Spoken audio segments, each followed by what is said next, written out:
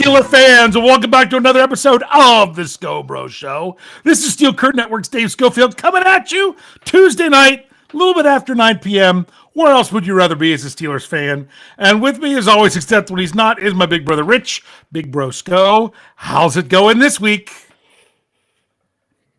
Back at home location, but we are still going to breathe in that sweet smell of Steeler victory, even though they did not play this week. That's right. Still feels like the Steelers won because all three of the other teams in the AFC North lost. So the Steelers extended their lead in the AFC North by a half a game over each of the other three teams. And that feels good. Yes, it does. I've been saying these things in articles and whatnot that the Steelers they're up 2 games on second place in the loss column and 3 games on third and fourth place. That's just the way to look at it because they're the half. I just look at the loss. At the loss column is a good way to do it. But hey, it's great. The bye week is over. The bye week is nice to get yourself right. But man, as someone who does Steelers content, I'm kind of happy when you move on from the bye week and get back to the routine. And it's funny because it's just such that lull of everything. And then you've got the game this week, and then we're going to get completely crushed because it's a short week next week. So you go from that, everything's spread out to everything's going to be jumbled together. Then it gets a little bit spread out again, and then the Steelers will be right back to it. But I, as someone who's covered the Steelers and as fans, we can look to say, hey, you know what? After this week, it's a quick turnaround. You got to be ready for it. But as Mike Tomlin said today, and he's exactly right, 1 game at a time, not even looking at that being a short. The only people that are in charge of, doing the scouting, developing game plans, stuff like that they're going to present these things to the head coach.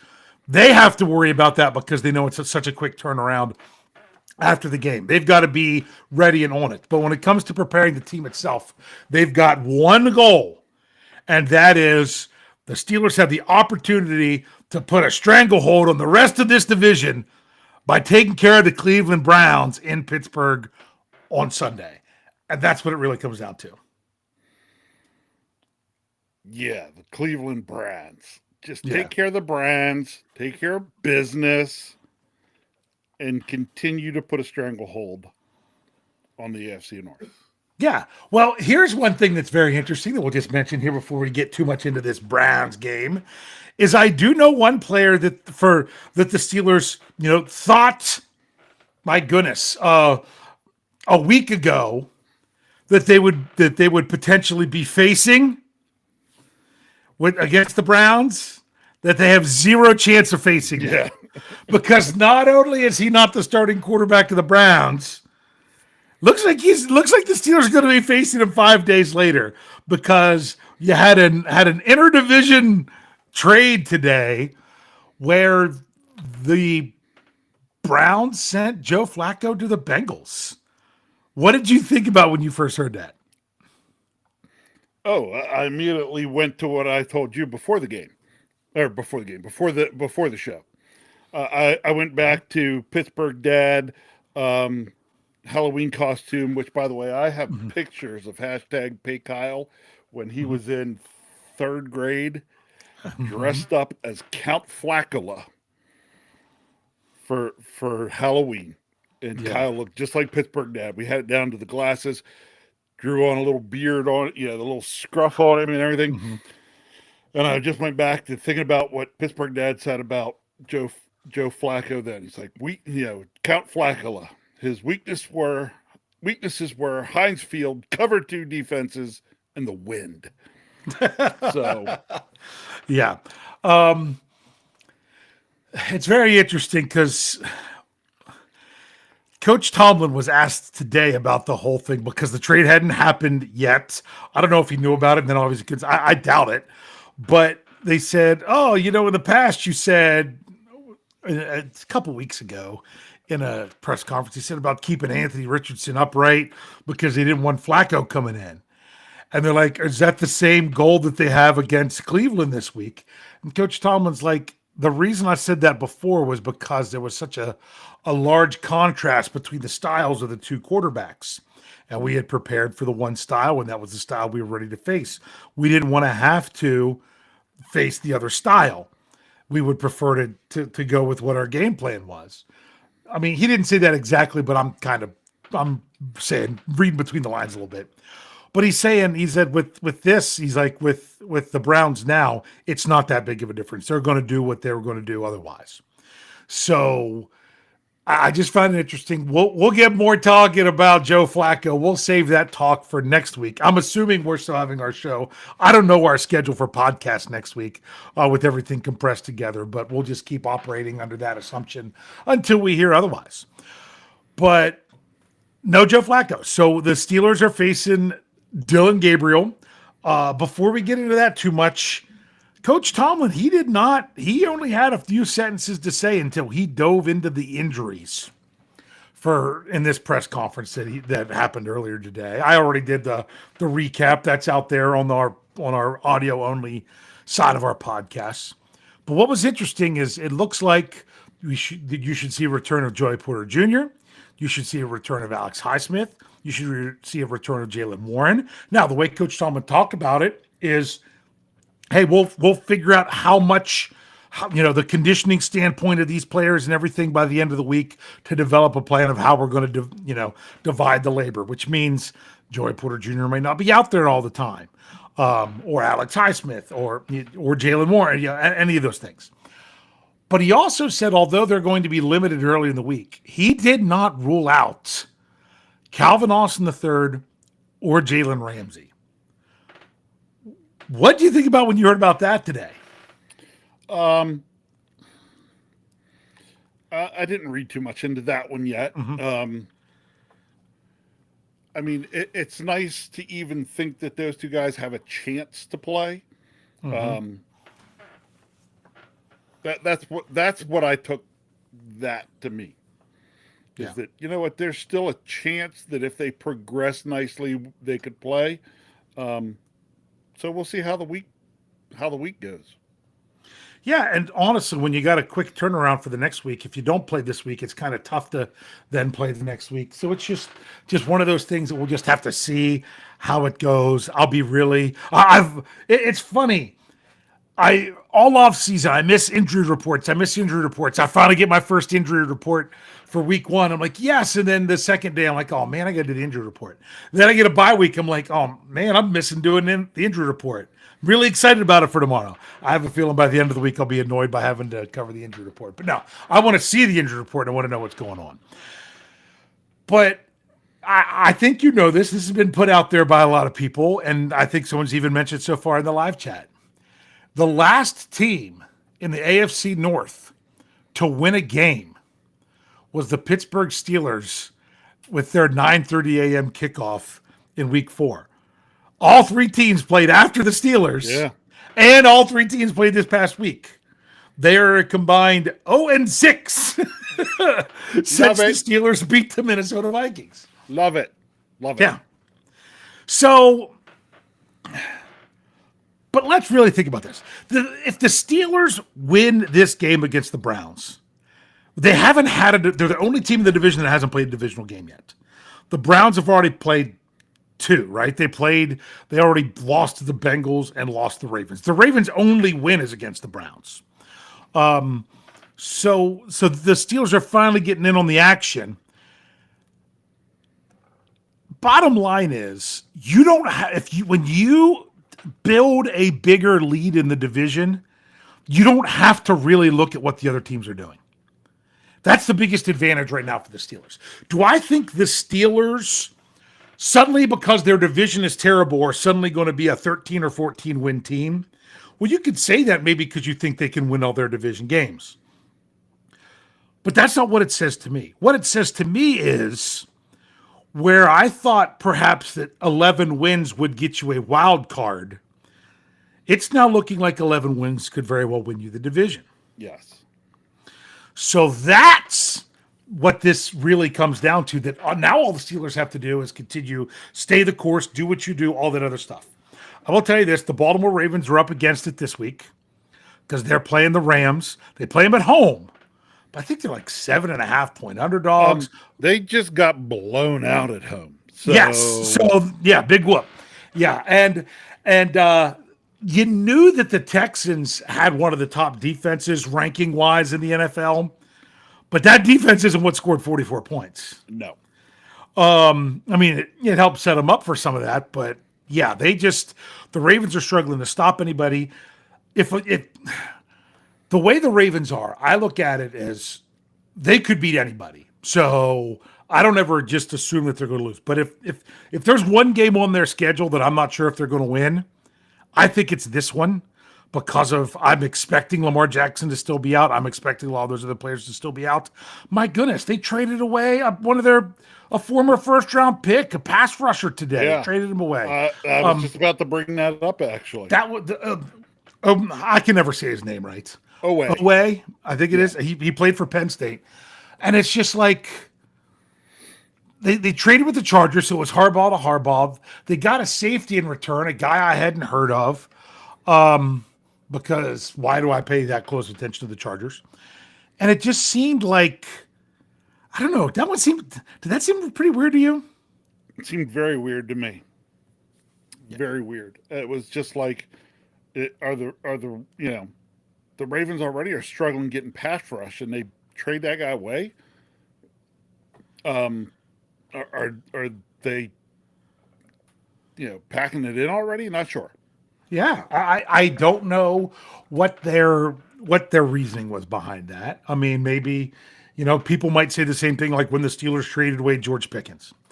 All right, side note, I almost wrote an article about this because I know there's some certain accounts that my goodness, I can't get to my lists fast enough when I get on Twitter because it shows just other stuff. And sometimes I get other accounts coming in there. There's some Steelers accounts out there that just won't let it go about the Steelers trading away George Pickens. Oh, look at his stats. Oh, he's so fleeced. They got so fleeced in that trade, blah, blah, blah. Well, first of all, Steelers fans got spoiled by trading away wide receivers and those wide receivers doing nothing and them getting good draft picks. That's not always going to happen. That's one. But two, there's something that people aren't taking into account when it comes to the whole George Pickens thing. And you know what that is? Drama. The wake-up call. If he'd have stayed with the Steelers, probably not much would have changed. He would have gone into this. People could talk about quarterback play and all that stuff. Really, I think he got a wake-up call. That he's like, I need to start changing how I approach things, or else no one's going to really want me. But I don't want to get too much into that. But that was something that almost came up during the bye week. So there are some Steelers fans that just can't let it go. Yes, it would be nice to have another wide receiver. I don't think you would be getting the same thing that you were getting in Dallas. I'm not even talking about numbers. I'm talking about attitude. I don't think his attitude would have changed the way it did going there. They're like, oh, it's the Steelers with the problem. No, you could be surprised at what a wake-up call can do to someone. So yeah, it's funny because as we were talking about the Ravens, Afton said, to be fair, Ravens also a lot more than their quarterback. That's true. I just mentioned that as well because I'm not sure of all the other players who's actually playing this week and who's not. That the only one that I know is that Lamar was expected to be out. I will tell you this. I wouldn't be shocked if the Ravens can get healthy during the bye week and then they hit an easier stretch of games that they could go quite on a roll before they face the Steelers. And you're like, well, why are you talking about the Ravens right now? Talk about the Ravens right now because they are someone that you have to worry about in the division. We're talking about stuff in the division. So that's why it's important for the Steelers to do everything they can to maintain their lead in the division. And they have a chance to get that stranglehold just by taking down the Cleveland Browns this Sunday. So I don't know about you, Rich. I'm a little nervous about this one. I get the most nervous about games that the Steelers should win. Well, you're nervous because here's part of the reason you're nervous is because you would hope the Steelers could just go out there and blow the doors off of Cleveland, but that's not going to happen. Okay, this will be a one-score football game. It will be. Because that's what the Steelers play. That's what the Steelers play. And as much struggles as you're getting from the Browns are having their defense is still pretty good. I don't think it's good as it's been maybe here or there over the past couple of years, but it's still pretty good. And the offense is meh. Just But meh. if yeah, and Yeah.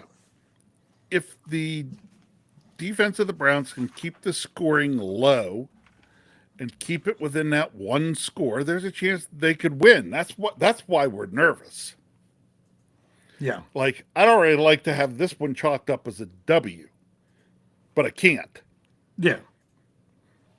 Because that's not what the Steelers do.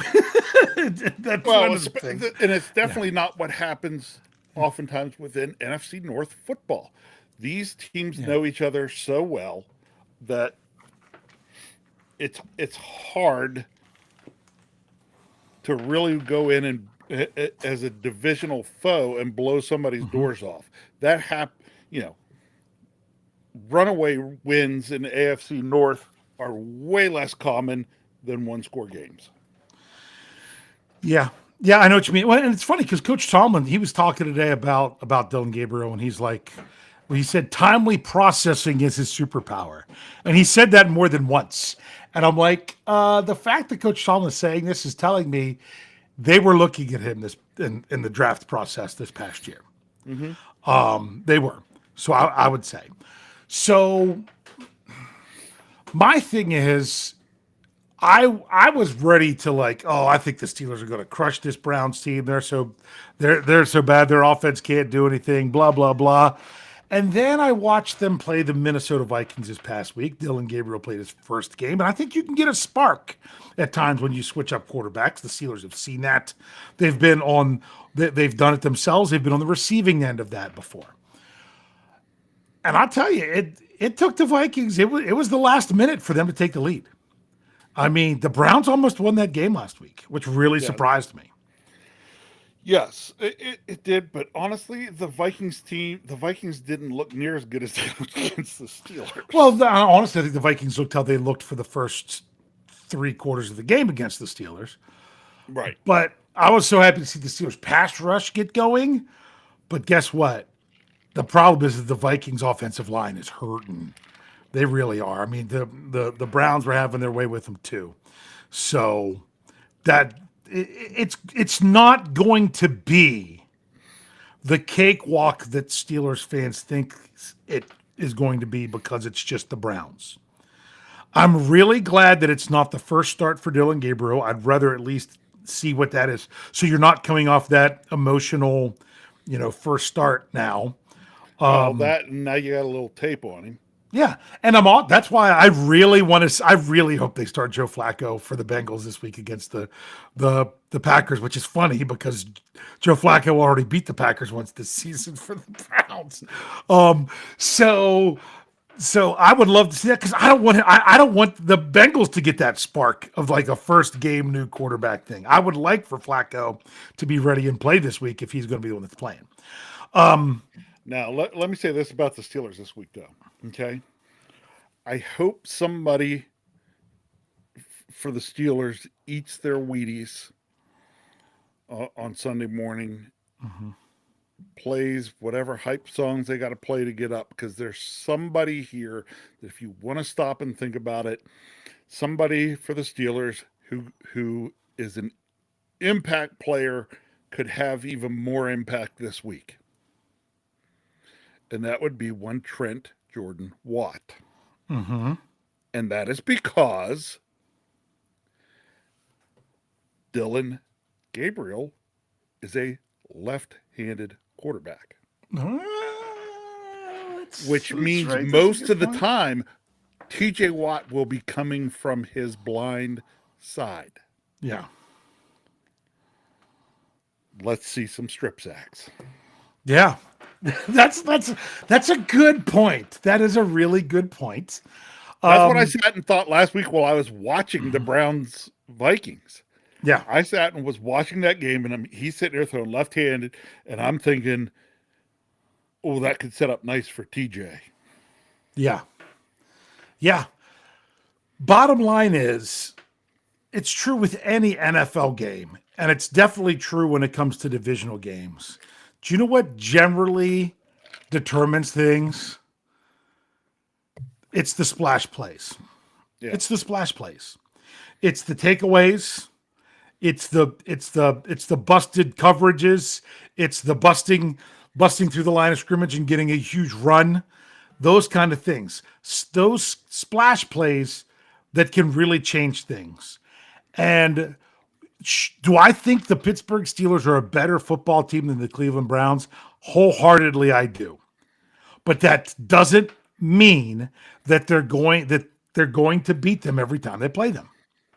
Right. If the Steelers played the Browns every week of the season for 17 games, what do you think the Steelers' record would be?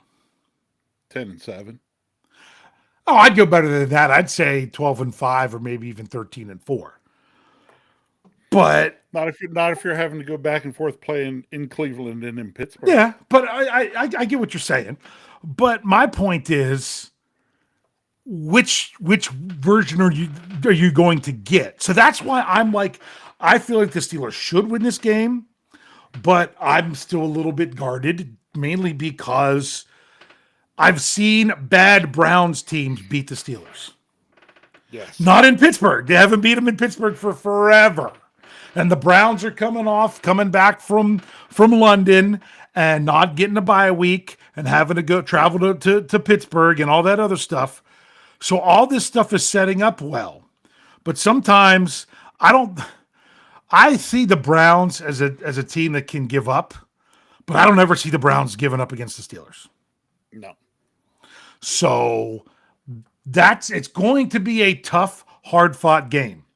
And the Steelers, you know what, more than anything, you've got to find a way to win. The Steelers have a big winning streak coming out of the bye week. I think it's 8. I had it at one point. I don't have it in front of me right now, and I don't remember it. It's just what they do. They do really well coming off the bye, especially at home. And they've had a huge win streak against Cleveland, in Pittsburgh, all these crazy things. And the more crazy things that you line up that's good for the Steelers, the more it makes me say, yeah, that's how it is. I'm not saying trust me, I'm going to pick the Steelers come Thursday, but it doesn't mean that I'm still not nervous. I am not chalking this up as a win until that clock hits 0. But if they do win, look at what that does. Just look at it. Mm-hmm. Because right now the Steelers are 3-1 with the Bengals at 2-3. The Ravens are at 1-4 and Cleveland's at 1-4. Okay, so if the Steelers go to 4-1, automatically Cleveland goes to 1-5. Cincinnati's got to play Green Bay. That could go either way. It's in Green Bay, so I'm going to say advantage there. They're huge underdogs there. Baltimore's a big underdog at home to the Rams. If everything follows chalk, just look at where the Steelers could be. Look at where they could be. And I actually did an article today for Steel Curtain Network. I don't know if anyone else caught that one or not. And no, it wasn't the update on the Survivor contest where we're down pretty low. I know Kyle got knocked out this week. Yep, Kyle got knocked out this week. We're down to 43 people. I'm pretty sure 40. I mean, it might be 42. Might be 42. That what it's down. Yeah, it is 42. That it's kind of crazy. But my other article that I had was about, okay, this is great that the Steelers are leading the North after week 5, but does week 5 does it really work out where the teams that are leading their divisions in week 5 actually go on to win their divisions? I looked it up, and last year in the AFC, the 7 teams that would have made the playoffs after week 5 were the 7 teams that made the playoffs. And the 4 teams that were leading their division were the 4 teams that ultimately won their division. Because yes, Baltimore and the Steelers were tied. Baltimore had the tiebreaker time, so they were leading. Well, a couple things shifted around, but for the most part, those standings held true. Now that's not always the case. That doesn't happen. But even in 2020, same the 7 teams that would have made the playoffs after week 5 were the 7 teams who made the playoffs. So it's something. It's not that it means nothing this early, and yes, we as Steeler fans have seen the Steelers fall apart later in the season too many times in recent years, mainly 2024 and 2020. So you can't take it for granted, but it is important to, while you can, get that lead where you can. You were going to say something, Rich? Yeah, and really, if you want to really think about it and crunch numbers, I was watching somebody the other day that was doing this, and I can't remember who it was, and actually saying, let's suppose that your scenario for this weekend played out. Steelers win, okay. Other 3 teams lose. In terms of Baltimore, they would almost have to then win out to be able to catch the Steelers, probably. I mean, but honestly, I could see the Ravens after their bye week. I look there and I'm like, wow, until they play the Steelers, they have 6 games. I could see them winning. I could see them winning them all. I mean, they have some teams that would be in the playoffs in the NFC, like the Vikings and the Bears. Those aren't, but they also think about it. The Ravens, the first part of their season was brutal. They have to play all those number 1 seeds from various divisions and everything. They played they have another one that they're playing this Sunday. That they're playing. I mean, they were playing the number 1 from the AFC South this past week. They're playing the number 1 from the NFC West this coming week. They've already played the number 1 from the NFC North in Detroit. They played the number 1 seed from the AFC West in the Chiefs. They've played the number 1 from the AFC East from last year in the Bills. Meaning this is all based on last year's rankings. They've knocked out all those games of having to play the number 1 seeds. Now, granted, they don't have a very good record, and their margin for error is basically none. But they also have faced the hardest part of their schedule. Here's something else I want to bring up. Steeler Chick 46 says FanDuel still picks Ravens to win AFC North. When you looked at the odds, they must have been from FanDuel, because when I saw that, I'm like, you know what? If the Steelers are getting plus odds to win the division, I'm going to go put something on them. Went into DraftKings. That's where I do my wagering. Only $1 or $2 at a time, but still. Went into DraftKings. Yeah, the Ravens are not favored. The Steelers it's a minus 105 for them to win it, while the Ravens are like plus 115. And then huge odds for the Browns and the Bengals. So yeah, actually, I saw. Where was I watching the other day? I saw that, and someone was putting up the odds, and the odds were Steelers' favor. Yeah. It might have been during that same one where they were talking about for the Ravens potentially to catch the Steelers. That after this weekend, how they were talking about how after this weekend how everything shifted, even though the Steelers didn't play. So it's really important. Really want to see those Rams come through and beat the Ravens on Sunday. That would be huge. Yes. Because the Ravens have their bye week 7. They come out and they go Bears, at Dolphins, at Vikings, at Browns, Jets, Bengals. That's their next 6 games. They could win all 6. They could win all 6. That's what I said. They could, but some of those aren't guarantees, honestly. Though. No, they're not guarantees. But I mean, Bears aren't, Vikings aren't. Who knows what the Bengals will be like by then? That's a Thursday night game, but that's a home Thursday game for the Ravens. Right, a home Thursday division game for the Ravens.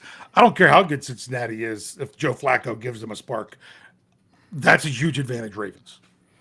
And then the Steelers have to play the Ravens coming off their mini bye. Okay, I don't like that. Here you go. But think about this for the Ravens. They go 3 weeks in a row on the road. Yeah. At Dolphins, at Vikings, at Browns. Yeah, they have a mini bye in there too because they're at Dolphins, but that's on a Thursday. But yeah. Yep. So, but I mean, they had 3 games at home. 2, they'll have 2, then the bye week, and then another one. So that's just that's just looking at stuff when it comes to the division. And notice we're still not even talking about the Bengals, because with the Bengals, because the part of that is because the Steelers are going to be playing them sooner. They'll play the Bengals in week 7 and again in week 11 before Joe Burrow's scheduled to come back. And we're just kind of writing off the Bengals because they're at the Packers, then they host the Steelers, they host the Jets, they host the Bears. Then they have a bye week, and then they get to play in Pittsburgh, but coming off their bye. And then they host the Patriots, but then they have some tough ones to finish out. At Baltimore, at Buffalo, home against Baltimore. Then they get at the Dolphins. Hosting the Cardinals, I don't know what to think about them. They were, I don't know if you watched that game or not this past weekend. That was crazy. No, did not watch, but caught everything about it going on, and was just like, more people picked the Cardinals than any other team in the Survivor pool this past week. Yeah, and that cost them. Oh my goodness, it was crazy. So, hey, let's go ahead and take our break, and we'll come back and we'll let's focus a little bit more on this game. We're kind of looking at the AFC North as a whole there, but let's focus in a little bit more about this week. So if you're with us here on live on any of our live platforms, we're not going anywhere. If you're with us here on the audio, stick around. We'll be right back after this break. Relax, don't worry, no rush, what's the hurry? Relax, don't worry, don't worry, relax. Relax, don't worry, no rush, what's the hurry? Relax, don't worry, don't worry, relax. All right, we got to relax. I got to relax and don't worry. I know the Steelers. This happens almost every Tuesday. Coach Tomlin comes out and makes it seem like their opponent is like the 72 Dolphins every week. The way he talks them up in the press conference and everything else. So I don't want to live in my fears, but guess what? We're allowed to live in our fears because I know on any given Sunday what can happen. So the Steelers are facing the Browns this week. And you already brought up a really good point of TJ Watt's going to be able to stay on his typical side, but be rushing from the blind side. Defensively, what do you think? What do you think is going to be the keys for the Steelers? Keeping this Browns offense from getting any kind of momentum. stop the run. Stop the run. Stop the run. Yeah. Make the rookie have to try to beat you with his arm. Mm-hmm. And honestly, if you can stop to the run to the point and get a little bit of a lead to where the Browns have to go into throwing it mode, where TJ, Alex, Nick, Cam, Derek, Derek, all those guys. Yep. Keanu, Patrick. Yep. Peyton. All those guys can just pin their ear back and go after the quarterback. Yep. That's what we'd like to see, but all that can't happen if we can't stop the run. I agree with you. I'll go ahead. I might change my mind, but if I had to right now write that where Jeff does the X Factor article that runs on game days, he always picks offense, so I always go with defense. We don't do it it wasn't that way on purpose, but Jeff was always taking offense, so I just did defense. Now I think it is purposeful that we do it that way, but it's only because Jeff always did offense. If I had to pick right now, my answer would be Keanu Benton. That he would be my defensive X factor in this game. They have quality interior offensive linemen for the Browns. If he gets pushed back, that's going to take away what the guys behind him can do. We saw that early in the season. We saw how that was better when that didn't happen in the last game. He's got to be able to hold his ground against those guys. If he can hold his ground, I think they stop the run. If they stop the run and make the Browns one-dimensional, I think the Browns are in trouble. Yeah. Now, see, if you were making me pick an X factor, I would actually pick a co-X factor in this one. Mm-hmm. It would actually be Peyton Wilson / Deshaun Elliott, mm-hmm. who are likely to be the two guys matched up most often on David Njoku. See, it's not even just him. Because he's another weapon that Yeah. he's the kind of weapon that if the Steelers in a pass game can contain him, they have a better chance of bottling things up a little better. I can't even remember the name, but they have this rookie tight end. I think he's out of like a max school for the Browns that has really been doing stuff. And I can't remember the name. Maybe someone will throw it in the live chat because they talked about him a lot today in the press conference. And it was more about him than even Njoku.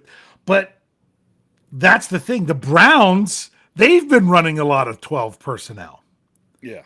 Like the Steelers. So both of these defenses should be a little bit more familiar with seeing those kind of things. So, because even Matt Cat said, "Yep, the Browns have two good tight ends." I just can't remember his name right now. I hope you know what. Hopefully, I can't remember his name after Sunday as well because I didn't hear it called. So unfortunately, I'm afraid that it could be that that might not be the case. Fanning, thank you. Who said that? David is that David Poe? Because remember, I can't see last names on here. I can't. Yep. So there we go. So Fanning. Whew, yeah, there we go. So now let's switch sides of the ball. Let's talk offense. What do the Steelers need to do offensively to combat this quality Browns defense? I'm going to kind of go with what they need to do / something in parentheses at the end. Okay. The Steelers need to control the line of scrimmage. Yeah. Which also includes, bottling up Myles Garrett. You control the line of scrimmage on the Cleveland Browns / keep Myles Garrett contained for the most part. Then you give yourself the chance to execute your plays at a much higher percentage. Yeah. That Browns defensive front is legit. I mean, Mason Graham has started off really well for him. And the other guys are getting theirs as well. I remember seeing them in the game on Sunday. And I'm like, they're legit for the Browns. And that's still the big question mark for the Steelers is their offensive line. If you ask me to give a scenario where the Steelers lose this game, I'm like, Steelers lose this game if Aaron Rodgers gets knocked around and potentially even knocked out. The Browns would love nothing more than to take him out of the game and to see Mason Rudolph. The Steelers' offensive line, it's pretty sad when my expectation is don't get your quarterback killed to a point where he can't play. Yeah. And yet that's my expectation is what I want for them. Yeah. So that's to me the key. Because if that offense, I've said it at the beginning of the season. I said it on the preview last week. Why what hasn't changed for me from this? Hey, and this is something that wouldn't be too bad in a worthless 2 cents if you need to borrow it. What hasn't changed for me is how I still believe that this Steelers team will only go as far as their offensive line can take them. They need to be winning games because they can do things, not in spite of their offensive line. Yeah. And you got to admit the first couple games were in spite of. Yeah. This is I mean, and I'll be honest with you, the Vikings defense is pretty legit as well. Yes. But I think the Browns is a little bit more. So they've got to be able to step up and do their thing. Here's my thing where it comes to Browns. If you made me put the Browns defense and the Vikings defense next to each other, I might put the Vikings better overall, but I have Cleveland is better along the front. Yeah. The defensive line. Yeah. So Yeah. I agree. So to me, that's the big thing. And you're talking about, oh, you got to be able to run the ball. Oh, you got to be able. Don't care. You got to be able to move the ball. I don't care how you move the ball. yeah, I really don't. And just like all these people are like, oh, well, the Steelers haven't thrown the ball. They haven't been successful throwing the ball deep. Do you want to know why? they haven't Because had their 41-year-old quarterback knows why throw deep if you don't have to. yeah, He did not need to throw the ball 75 yards to DK Metcalf to score an 80-yard touchdown.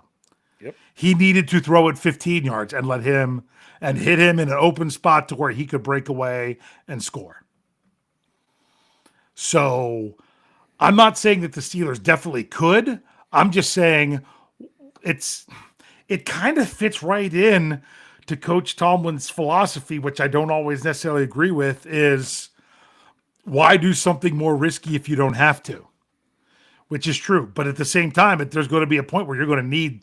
That's the thing that I think they like about Aaron Rodgers is they know, hey, if you had to ask for that, you know that's in the repertoire in the past that you could just say, hey, pull it out, let's go. yeah. So, yeah, I would love nothing more for this game to be a doors blown off type of game. I just have come to learn that that's not what you necessarily get. The Steelers beat the Browns a lot when they're at home, but they don't always win by very much. Yeah. So that's a really good point. Anything else here you want to say about this game this week before we get into more of the predictions and whatnot? No, other than the fact that, the Steelers do have that extra X factor that could potentially play a part in the game, and that is one Chris Boswell. Yeah. As long as they block for him. Yeah. As long as it's blocked for him. Yeah, that's the thing. I do think that when in doubt, it's like just get him close enough for Boz. Just get him close enough for Boz. So yeah. I think that's a good point. Here's what I think to kind of give an overview of this game. Are the Pittsburgh Steelers the team to beat in the AFC North? Just because they're 3-1 and the Bengals are 2-3 and the Ravens are 1-4 and the Browns are 1-4, that just shows you where you stand now. If the Steelers can't beat the Browns at home, then they're not the team to beat in the AFC North. Yeah. Honestly. Well, the argument is if they can't beat the Browns at home, that argument is still open. Yeah. Well, yeah. That you're still waiting for, is anyone going to step up to win the division? Right. You're waiting to say, well, nobody's willing to go out there and grab it for themselves. Yes. If the Steelers can win this game at home, it shows that they are really doing what they can to try to go out there and just grab it and take control. Exactly. Now, if the Steelers beat the Browns, does that mean that they are? Is the inverse true in this case? I don't necessarily think so. That if the Steelers beat the Browns, then they are the team to beat in the AFC North. I would just say you get more support in that based on their record. Correct. If you're looking at it on a chart, they just tick up a little bit more. Yes. Exactly. So that's the thing. And by opening up a larger lead, then you're the team that everybody is chasing. And that's what makes you the team to beat. If the Steelers don't win this week, it brings them back to the pack. Yep. It brings them back to the pack. I mean, even if the Ravens and Bengals both lose, you lost ground to the Browns at least. So there we go. Okay. This is funny because this is stuff that I'm teaching right now. With my ninth grade son being in geometry. That John S says transitive property. We beat the Vikings. Vikings beat the Browns. Therefore, we should beat the Browns. Math. And how many times has that fallen flat on its face with the Pittsburgh Steelers? I've seen it a lot. That you take. How many times have we seen a team that the Steelers have beat lose to a team that the Steelers? No, well, sorry, turn around and beat a team that the Steelers lost to. There, I'm gonna screw that up. Yeah. That happens. Happens all across the league, actually. Yeah. Although, if we're talking transitive properties, first thing pops into my head is, Thor picks up the hammer and Hulk picks up Thor. Did Hulk pick up the hammer? By the transitive property, the Hulk picked up the hammer. Transitive We're not going to say property the next of line. Picking things up. Yeah. Yeah. So it was just funny. I already went and said how the inverse wasn't true because, that's part of the stuff we're doing with our wonderful proofs in geometry right now. But the Steelers, I don't believe in must-win games, especially this early in the season. To me, a must-win game is if you lose, you're done. Every playoff game is a must-win game. Every elimination game is a must-win game. This is not a must-win game. This is an important game. Yes, this is a statement game. Now, You're going to make the statement that you're going to be the team to beat in the North based on your record, and everyone's going to have to play flawless football in order to catch you. Two reasons this is an important game for the Steelers. Okay. The first of which is what you were just saying about, kind of grabbing and trying to take more control of the North. But the more important thing about why this is an important game, it's the next one. Exactly. You know what? That's exactly right. It's the next one, and it's a division game. Division games mean a little bit more, and it just so happens to be the next game. Yeah. So I don't care if the Steelers were playing the Dolphins, the Browns, the Ravens, the Chiefs. They don't even play the Chiefs this year. It wouldn't matter. This one would be so important because it's the next one. Yeah, the Chefs. So, all right, Rich, hey, I'm ready to get on with this, okay? We didn't have a game to talk about this past week, so let's get to it. Let's get to the big question. Now, if you're new here, remember, don't put your answer out there in the live chat yet. Wait until I ask for it because then we'll bring everybody's up and read it. But Rich, what is your prediction for the Steelers hosting the Browns this Sunday at Acrisure Stadium at 1 p.m. when God intended NFL football to be played? What's your prediction for this game on Sunday? I expect it to be close game. That whole one score thing. And actually, I'm going to go with the score of Steelers 19, Browns 17, with Boswell winning it on a 50, a field goal over 50 yards at the end.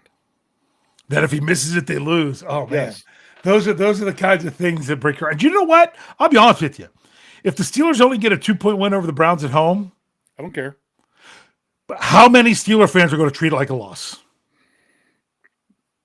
I'm just saying. I'm not saying we should. We're going to think of it as a loss, but see, for me right now, because of the beginning of the season struggles, especially for the Browns and the Ravens starting 1-4, right? With both of them starting 1-4, I don't at this point, and the Steelers being 3-1 currently. I look at now as if any wins the Steelers stack, I don't care how they are. They're just helping to keep that separation going in the North. Yeah.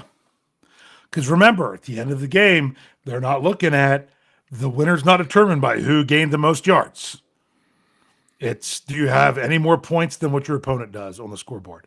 All right, I'm putting it out there. I just sit there for people to enter their scores. I said it. I should have it out there. It should have showed up in the chat, hopefully. Boom, there we come. Oh, here they come. It's going to just get it's, ready. Well, I'm 1, sure. 2, 3, Well, 4, speaking 5. of scores, right now it's in the third period. The Pittsburgh Penguins have their opening game of the season. They are up 1-0 over the New York Rangers. We'll see if that holds up. But just thought I'd throw that score out there before we got into these scores. And where is this play? Is that in New York? Yeah, I'm pretty sure that's in New York. So, man, I really got to get back for him. All right, so first off, we got Steel Dog 88, 24-10 Steelers. Remember, if you don't say a team, we just assume that you mean Steelers. Kathy Ford has 24-17 Steelers. Good old Mr. Stiller fan, 27-16 Steelers over the Browns. Wants to see Aaron Rodgers light them up. Okay. Thomas Riley has consistency. Browns 20, Steelers 20. That's right. All right. It jumped on me, so I got to come back up. Matt Cat, he's got 16-9 Steelers. Outside Steeler fan has good guys 34-10. It says we need a break on our hearts. Ain't that the truth? BF Bud past weekend. Huh? Yeah, that's He what we got had that this past weekend. BF Bud has 31-17 Steelers. David Poe has 20-17 Steelers. Pickens, you big dummy, has 28-6 Steelers. Afton Ford's got 18-13 Steelers. Matthew Bunk has 36-24 Steelers. Brian Brown, 42-6 Steelers. Before the game against Minnesota, I was tempted to do a score like this, but they really played the Vikings tough. When I thought the Vikings would just roll over them and being over there all week. Here you go. Is it OTYN or does it actually say something? Nation has 20-10 Steelers. Mr. Woodsize got 20-16 Steelers. We've got Joseph Donovan with 27-16 Steelers and Brent Howe with 24-12 Steelers. That's what we've got so far. If any more of these come in, I have one that just came in as a super chat. Oh, you got a super chat. Because Yes. I don't get to see these here. So, Rich, read us the super chat. All right, from Allie, $2 into the tip jar, says, let's go Steelers 38, Browns 3. See, I was looking at a score like that before this past weekend, and then I'm like, oh wow, they played the Vikings tough. We'll have to see there. That'll be interesting. Hey, I also have a message for Kathy Ford, who's out there. Kathy, reach out to me, wondering if you had a chance to check out book number 2 for me yet. Was just curious, trying to get some feedback there. If you get a chance, I would appreciate that. Whew. I don't see any other scores coming in. Nope. We're going to have you. We should now. This week there was no Good Day Steelers Nation earlier this morning, and that was because Marky D. If you didn't, go back and listen to Good Day Steelers Nation on our audio only podcast feed from last Tuesday. Marky D was in a library in Dublin doing his podcast from where he was there at the game. It was just great to just hear his experiences. He was taking more of a vacation this past week, going to see some other places in Europe and whatnot. So there wasn't a Good Day Steelers Nation, but there was still bad language. And then we had the Tomlin press conference recap. So you still had a good number of podcasts there. Other than that, we should be on a normal schedule this week. Next week we will not be because of the compression. But still, we're going to have we'll hopefully clear maybe that up, maybe even by the post-game show on Sunday. Make sure you're checking out steelcurtainnetwork.com. We still have all kinds of good stuff. I was going to do, sometimes during the bye week, I do a by the numbers, because I do the by the numbers the morning after the game, every game. And sometimes I do one during the bye week. I didn't this time because Coach KT Smith wanted to do it. And I'm like, yes, Coach, do it. I want to see what you got. So he did that article. He's been giving us a lot of great stuff at the website. Lots of good things to see there. We'll have the injury reports and everything going up this week with all the news that we have going on with the Steelers. All right. Wait, did we get another one? No, I don't think so. Oh, Matt. well, Canada already Matt, given I think his- he was I'm just not answering sure. somebody else. Yeah. Yeah. Okay. Gotcha. So, Rich, what do you have to say to close us out here tonight? I actually took some time and enjoyed my bye week. I did pretty much spend my Sunday watching football, but it was nice. Just was watching here and there, watching football for what it was, and that was a great time. But I really was missing the Steelers. There you go, Dave. Got another score there. Want to grab it real quick? I will do it quickly here. That would be this one here from John Walter, who's Jaggy 15, 24-14 Steelers. I am happy that we are back to Steeler football this week. I am particularly happy that it's being played at 1:00 when God intended football to be played, and you know, Dave, we both just have this little bit of nervousness about this game. I always do about division games. Division games always make me nervous. I don't, but I'm not going to watch the game in my fears. I'm going to watch it for what it is. Be cheering the Steelers on loud, or if it's not going well, screaming violently at my television. Just hope I don't act violently at my television.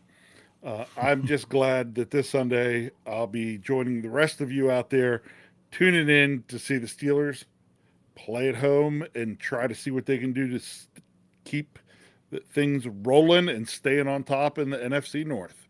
Can't wait. You gotta just chill out, man.